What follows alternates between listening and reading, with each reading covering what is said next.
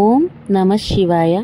అందరికీ నమస్కారం. Welcome back to my YouTube channel moral talks. Please do share, like, subscribe to my YouTube channel. ఇలాంటి మరికొన్ని వీడియోల కోసం నా ఛానల్ని సబ్స్క్రైబ్ చేసుకోండి.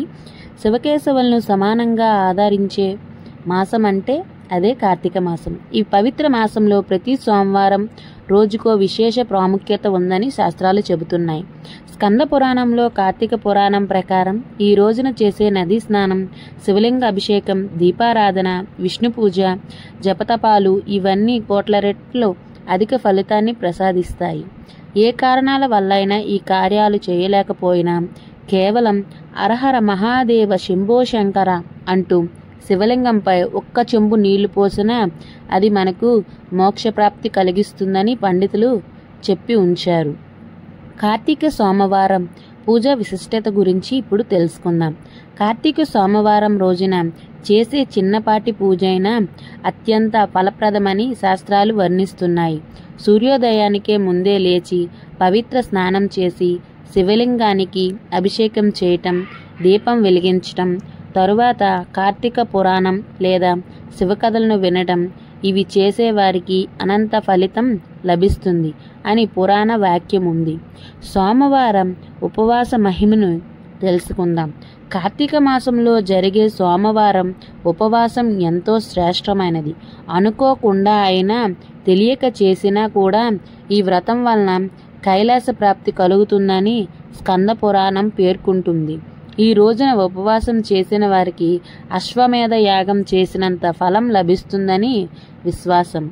ఓం నమ శివాయ అని 11 సార్లు జపించండి. తర్వాత స్నానం చేసి శివలింగానికి పాలు, తేనె, నీరు అభిషేకం చెయ్యండి. బెల్లం, పాలు నైవేద్యంగా సమర్పించండి. శివమంత్రం జపం కనీసం 108 సార్లు చెయ్యండి. ఇలా ఆరాధించిన వారికి మనోరథాలు నెరవేరుతాయని శాస్త్రాలు చెబుతున్నాయి. కార్తీక సోమవార వ్రతంలో 6 ఉపవాస పద్ధతులు ఉన్నాయి. అవేంటో ఇప్పుడు తెలుసుకుందాం. వశిష్ఠ మహర్షి చెప్పినట్లుగా ఈ వ్రతంలో 6 విధాలుగా ఉపవాసాలున్నాయి. వాటిని ఏంటో చూద్దాం.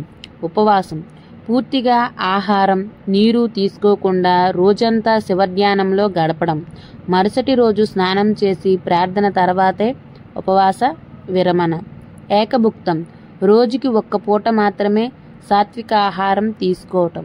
నక్తం ఉదయం నుంచి సాయంత్రం వరకు ఉపవాసంగా ఉండి నక్షత్రాలు ఉదయించిన తరువాత భోజనం చేయటం.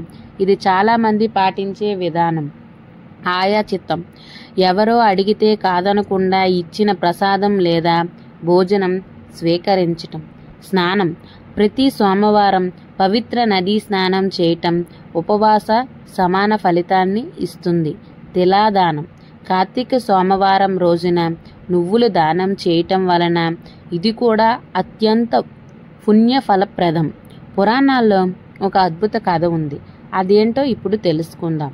ఒక స్త్రీ కర్కశ అనే పేరుతో పాపకార్యాలు చేస్తూ జీవించేది. దాని ఫలితంగా మరుసటి జన్మలో శునకంగా జన్మించింది. ఒక కార్తీక సోమవారం రోజున ఆ శునకం యాదృచ్ఛికంగా భోజనం లేక ఉపవాసంగా ఉండిపోయింది.